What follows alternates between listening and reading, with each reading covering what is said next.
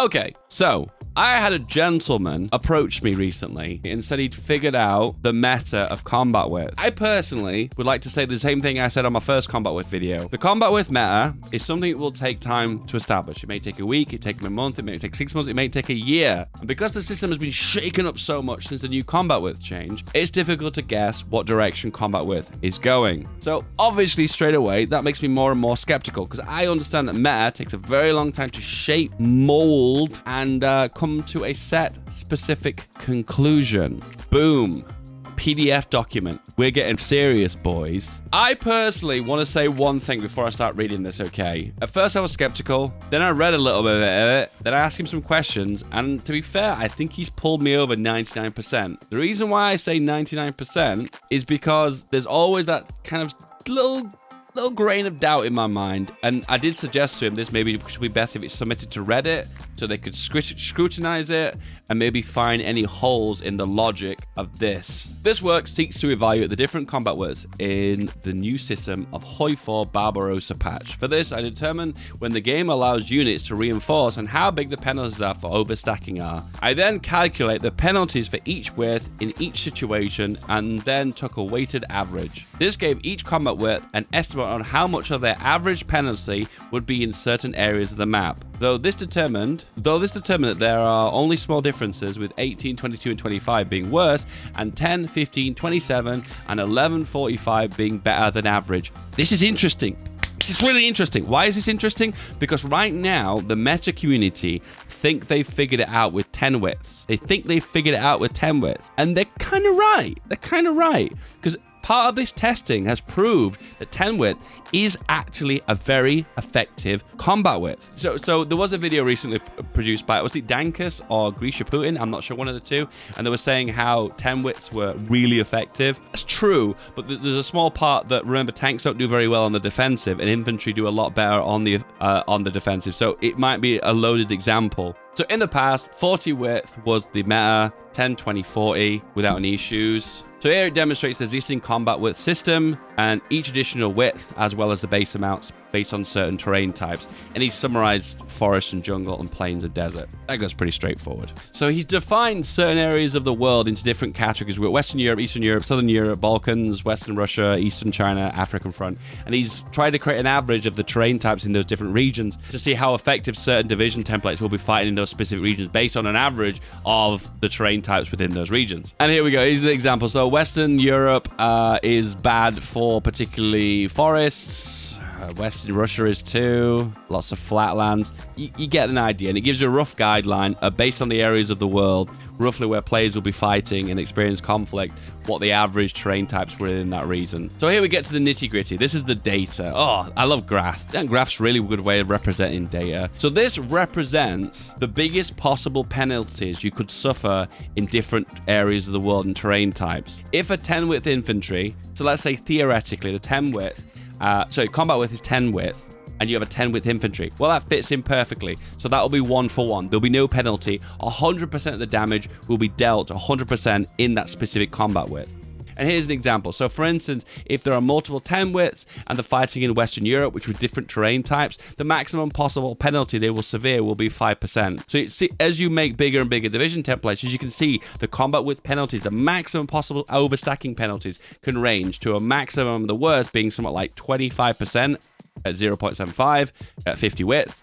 It's also pretty bad there too, by about 20% here at about 25 widths. And you can see it peaks at the very top as well.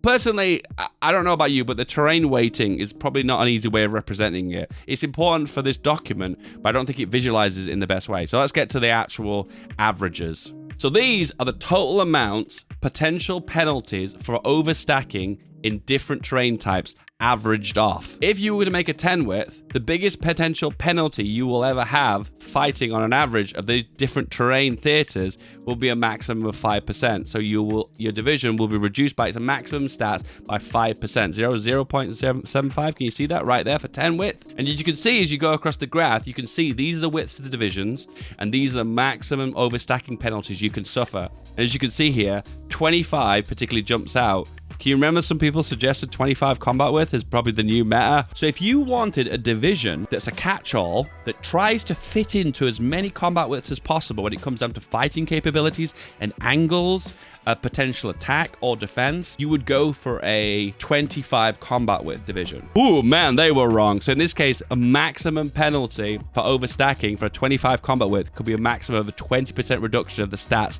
of your division. Not good. And as you can see, as you go further along, there is a bit of a peak here. Oh, 40, 40, 40. Oh, 40 combat width. Oof. Will that be returning? We'll see. We'll see. And then we have finally a 50 width, which suffers from a massive 25% penalty for overstacking. Okay, you're probably right now, I'm confused, what's going on? This is the ultimate graph. Are you ready for the maximum stat bonus here? Are you ready for the maximum bonus? Here we go, boys. This is the one. So, black represents old system. The old system. So as you can see, 20, 40, 10. These were the old meta for combat width. If a division fights in these areas and it gets into combat, it will not suffer from any overstacking penalty. So in this case, 10 width, no penalty. 20 width, no penalty. 40 width, penalty. That's right. You guys have figured it out. The old meta for combat width was 10, 20, and 40. But let's talk about right now. So let's look at the potential options now compared to the old system. Because I feel like comparing the old to new makes it very comparable in your mind. Anyway, remember that. 20, 40, 21, 10, 20, 40. Well, here's the new system. So the ones that stick out here are 10 width, which we're already aware of that. So 10 width infantry is back, baby. Then we have, I believe this is 25. I guess it'd be 20. I'm thinking 27 here, but it could be 27 width. There's a big spike here. So 27 width seems to be particularly good. Can we? Oh, here we go. Oh, here we go, boys. This is next level. This is next level. So we've got this one. This is 10. We've got this one, which I think is 27. Then we have, I guess as this one's noteworthy, I suppose. I suppose you could noteworthy 15 as well, couldn't you? 15 here. But then at this point, we're doubling to 27, basically, so that's fine. And then we're going to drop up to the big numbers here. So we've got 21. That'd be 25. 5, 4, 3, 2, 1. So we've got 41, 42, and 44. Congratulations, guys. These are the new meta combat widths as of this date for Hearts of Iron 4 No Step Back. Halla frickin' Luya. So I think one thing to note is that you can still make divisions that excel in certain combat widths, like a forest-based division or a mountain-based division. If you wanted to make a division that just works and excels in one terrain type, in that case, they wouldn't suffer from any penalty at all. But if you want to make a division that is a catch-all that will excel over multiple, an average of terrain types, these would be the meta. One of the fears, this is something that gets brought up quite often, and this is something I need to debunk immediately, is that people always want to go for the small combat widths. The only issue with small combat widths is they tend to be not very effective because the stats aren't very good. And sometimes if you're waiting to get into combat because they've not got very high reinforce rate, that can hurt the potential damage that, let's say, let's give an example. So 144 versus 4 10 widths.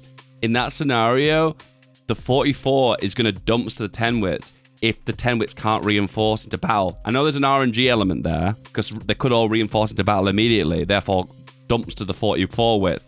But be aware that if they reinforce slowly into battle, the 44 width could pick off each of the 10 widths one by one because they're not going to reinforce into battle fast enough. So tend to be that the large divisions tend to be the most effective in actual combat. Wow.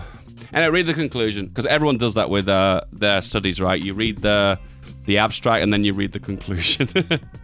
You don't read the bit in between. Since this update dropped, many people have voiced their opinions on the best combat widths in the new system. Some people have abdicated for using multiples of 5. However, this tends to perform worse than the exception of 10 and 15 and 25. 25 was often cited as a safe bet. However, it tends to significantly underperform, especially compared to 27, losing around 10% of combat effectiveness. Remember, these are averages, remember that. 30 is often used for tanks to fit in planes. However, it is outperformed by 27 and 33, especially in desert regions of northern Africa. The very high combat widths of 21 to 45 are very effective, being out most of the medium widths. Due to this, they are very good. They are a very good pick for heavy breakthrough divisions like tanks, which is very similar to the old meta, because 40 width tanks was the old thing. 10 widths are on paper the best divisions. However, it is difficult to balance their stats, especially with support companies. This is just what I was saying. Big brain. For small countries, however, it is very viable to build up a small military with many low-width divisions. If you can afford the industry and production costs, 41 to 45 is the high plateau, leading to some wiggle room. 27 seems to be the best rounded width in the medium range. So it looks to me like maybe 10 widths on the defense if you're a small minor nation, with 27 widths to try and make breakthroughs, potentially. But then if you're a big nation, maybe 27 widths on the front line for infantry, but then 41 to 45 for the tank division to make breakthroughs. It is best rounded width to the medium range. 25 should be avoided. 25 bad. All in all, the differences between the different widths are quite small, so it can still be a good strategy to build specialized divisions. Oh my god, it's like I've got the same wavelength. It's like I read this document before I came live. Like 30, 45 width tanks or 25 width mountaineers. It should be noted that analysis is not complete. There are some simplifications made, the most important one being that this does not consider combinations of units with different combat widths. If you use a combination of different combats, like a 10 and with a 27, you might get a bigger or smaller penalty while calculating it. That's a very good point, and that's very difficult to calculate the data specifically for that. What impacts the combat width? 10 width with a maximum reinforce rate reinforce faster than 44, which can destroy. I mean, there's a few other factors there you've not taken into account. Divisions that are smaller have less HP, so take more damage, so then hurting manpower. So the example, this is giving an example of the meta of HOI4. One classic France strategy was 10 width France, and then Germany would make 40 width tank divisions. Now, the truth behind this is the French player could hold for a very long time. But the problem is these very small divisions took incredibly high casualties and equipment losses when fighting very high stat divisions. They would usually go for mass assault and then mass mobilization to get the maximum reinforce rate. But the problem is that these divisions aren't cost effective when it comes down to manpower losses and production losses, because their stats are very, very low compared to very large divisions. So I don't doubt they will be to reinforce, with that very small chance that sometimes you get I can't remember what the expression is now, but when you have a division that breaks too quickly and they can't reinforce quick enough, the whole army collapses and falls back. And it was a classic strategy in 10 width France that would happen. And then obviously a 10 width would be a disadvantage. Combat width is the same for the attacker defender. Certain situations like bridge crossings and marine invasions can reduce the combat width. These situations are not considered in this work. To be fair, they're so RNG, it's probably not a good idea to use them anyway.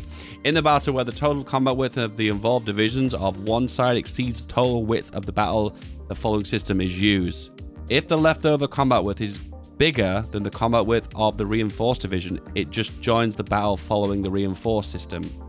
If the division would not increase the used combat width over 1.2 times the available combat width, it reinforces battle even if the used combat width now exceeds the available combat width. If the division joining would put the used combat width over 1.2 times the available combat width, it cannot join and it will stay in reverse until the system changes. This changes.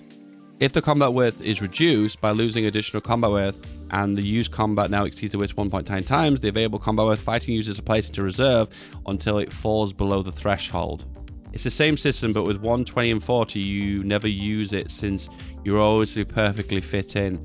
Right, okay, fair enough. Okay, I think that's pretty much me done. I'll be honest with you, I don't get the workings to this one. It's a little bit beyond my IQ. But I'll admit the conclusions, and based on what he's told me, seem thorough. So I am happy to go with this for the time being. One thing I did state to Mr. Latin was to submit it to Reddit and get it peer reviewed by having other people in the community scrutinize it to try and find potential issues that could be with this system. Anyway, I think that pretty much sums up that point. If you want to hop onto my Discord, I will link it on my Discord for you guys to download.